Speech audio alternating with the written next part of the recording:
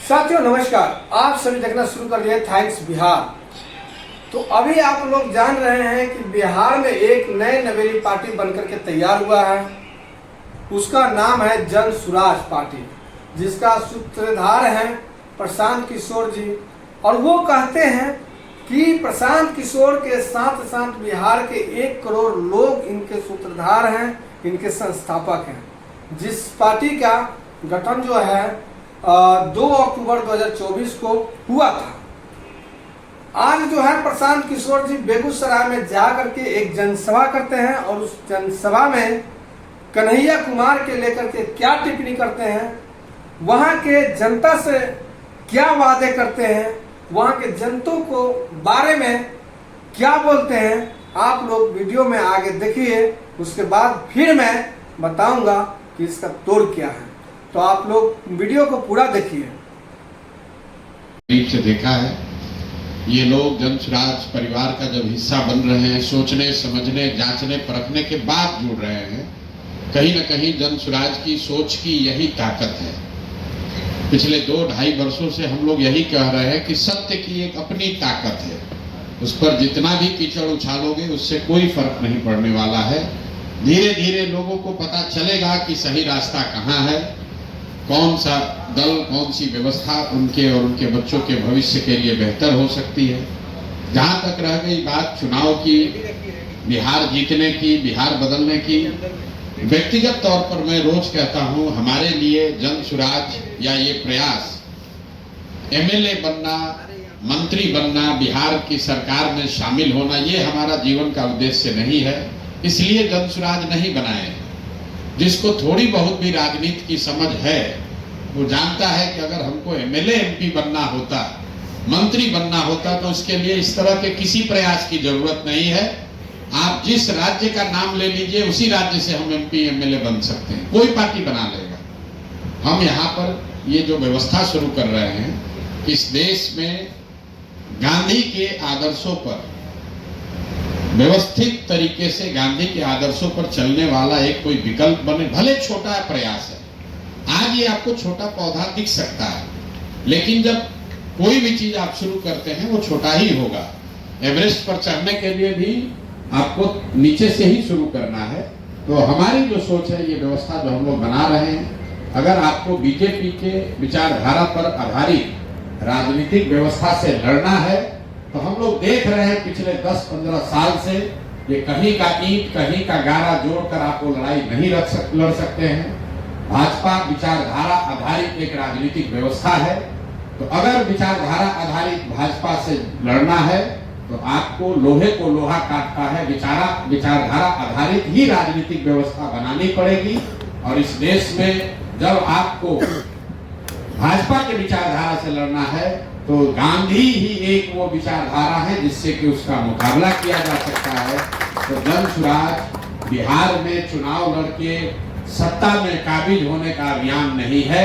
ये आजादी से पहले जो महात्मा गांधी की कांग्रेस थी, उस तरह की व्यवस्था को पुनर्जीवित करने का अभियान है।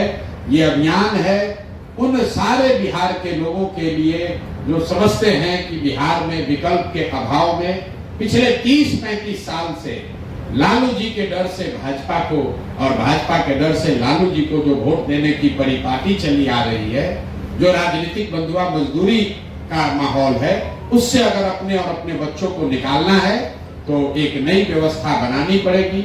उसी व्यवस्था का नाम है जन सुराज।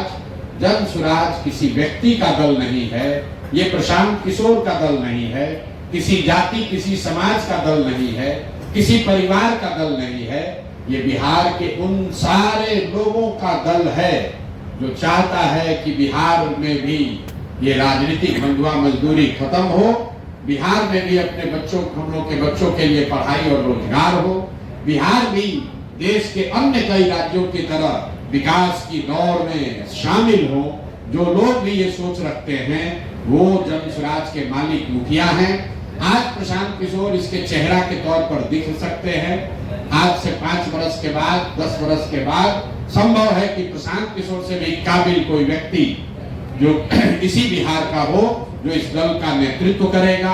वो मुस्लिम भी हो सकता है, वो अति पिछड़ा भी हो सकता है, वो सामान्य वर्ग का भी हो सकता है, वो दलित समाज का भी हो सकता है। जाति और पारिवारिक पृष्ठभूमि का ध्यान में न रख के सिर्फ और सिर्फ मेरिट और समाज के लिए कुछ करने की क्षमता के आधार पर इस दल को चलना और बढ़ना है। आप दोनों लोग का मैं तहे दिल से शुक्रिया अदा कर रहा हूं और एक ही बात कह के खत्म करूंगा कि चाहे कुछ भी हो जाए, जब तक मैं इस व्यवस्था से जुड़ा हूं, दो बातें बिल्कुल आप लिख लीजिए कि मेरे आचार विचार व्यवहार से ऐसा कुछ भी नहीं होगा जिससे कभी जीवन में आपको इस दल से जुड़े होने से शर्मिंदगी उठानी पड़े। और दूसरी बात, जिस ईमानदारी और शुद्धता से मैंने इसका नींव रखा है, जब तक मेरी जिंदगी है उस ईमानदारी और शुद्धता में कोई कमी नहीं आने दूंगा। उससे कोई कॉम्प्रोमाइज नहीं होगा, ना विचारधारा के आधार पर ना व्यवहार के आधार पर कॉम्प्रोमाइज नहीं होगा। चाहे 10 वर्ष लगे, 20 वर्ष लगे, सफलता मिलना नहीं मिलना अलग बात है, लेकिन ईमानदारी और शुद्धता से कॉम्प्रोमाइज नहीं होगा। और जो बात हम लोग कह रहे हैं उस पर पूरी तरीके से कायम रहेंगे, कोशिश करेंगे कि अपने आचार विचार से ऐसा व्यवस्था रखें ताकि आपको हमेशा ये लगे, कोई समाज में हमेशा लोग यही कहे कि नहीं भाई आप अच्छे लोगों के साथ हैं, अच्छी व्यवस्था के साथ हैं, अच्छी सोच के साथ हैं। जीत और हार तो ऊपर वाला तय करता है, हम लोग निमित्त मात्र हैं, हम लोग अपना काम कर सकते हैं, लेकिन अच्छा करेंगे, अच्छी सोच के साथ करेंगे, अच्छी भावना के साथ करेंगे तो लोगों की दुआओं में दम है, जीत तो अपने आप मिलेगी। इन्हीं शब्दों के साथ आप दोनों साथियों का, आप दोनों भाइयों का इस परिवार में फिर से स्वागत, अभिनंदन, शुक्रिया, बहुत बहुत धन्यवाद। तो आप लोगों ने देखा कि किस प्रकार से प्रशांत किशोर जी कन्हैया कुमार को कह रहे हैं कि कन्हैया कुमार अगर युवा हैं, अगर वो बिहार के हैं तो वो पहले क्यों नहीं आए। प्रशांत किशोर जी अपने जनता के बारे में क्या कहें, वहाँ के जनसभा किए, वहाँ के जनता, वहाँ के लोगों के बारे में क्या कहें क्या नहीं, वो आप लोगों ने वीडियो में पूरा देखा। आप लोग का क्या राय है कमेंट बॉक्स में जरूर बताइएगा और वीडियो के ज़्यादा से ज़्यादा शेयर कीजिए, लाइक कीजिए, कमेंट कीजिए। जय हिंद, नमस्कार।